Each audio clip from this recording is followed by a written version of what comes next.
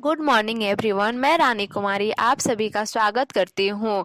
हम लोग आज से शुरू करने वाले हैं Indian polity book 6th addition की।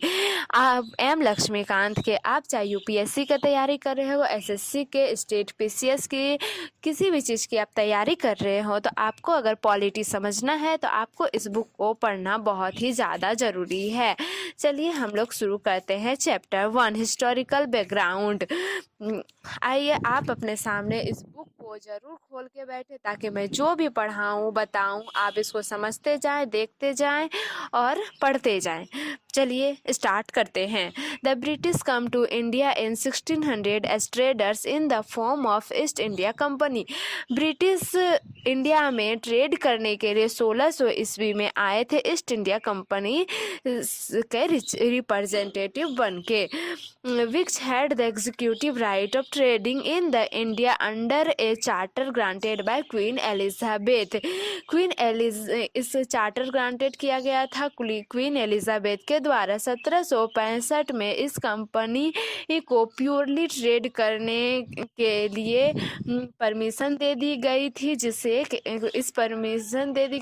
परमिशन को दीवानी कहा जाता है। परमिशन मिलने के बाद इसे दीवानी कहा जाता है। Right over the revenue and civil justice, इसको रिवेन्यू और सिविल जस्टिस की राइट मिल गई थी। और ये दीवानी बंगाल की, बिहार की और उड़ीसा की थी। The started east career as a territorial power, इसमें और इसके बाद इस राइट को मिलने के बाद, ये दीवानी मिलने के बाद यह बहुत ही स्टार्ट हो गई उभरने में, पावरफुल बनने में। In 1858 in the wake of the sepoy mutiny, उसके बाद 1858 में सिपोई म्यूटी हुई। The British crown assumed direct responsibility, जिसमें ब्रिटिश क्राउन ने डायरेक्ट रिस्पॉन्सिबिलिटी अपने ऊपर ले ली। ईस्ट इंडिया कंपनी को हटाकर अपने ऊपर डायरेक्ट रिस्पॉन्सिबिलिटी ले ली ब्रिटिश क्राउन ने। The rule continue until India was granted independence on August 15 इन 1947। हमारे देश को, इंडिया को 15 अगस्त 1947 को आज़ादी दे दी गई।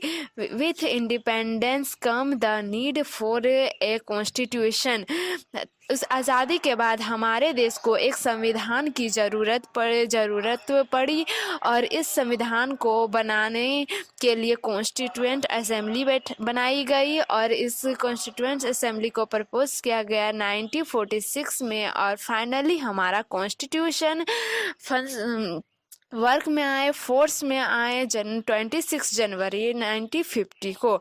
The constitution come in to bring however various feature of Indian constitution, हमारे इंडियन कॉन्स्टिट्यूशन में वेरियस फीचर हैं and polity in their roots and the British rule.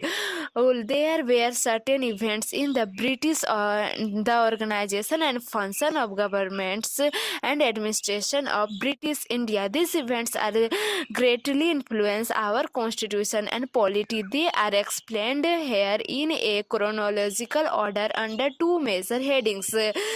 यहाँ पे दो टाइम पीरियड दी गई है। द कंपनी रूल 1773 और 1773 से 1858 तक, और नंबर 2 में दी गई है द क्राउन रूल 1758 से 1947 तक।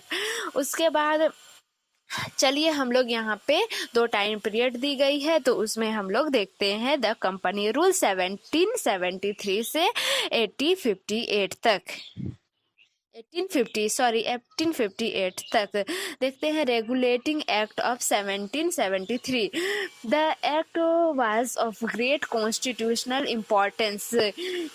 नंबर ए में, it was the first step taken by the British government to control and regulate the affair of the East India company and India.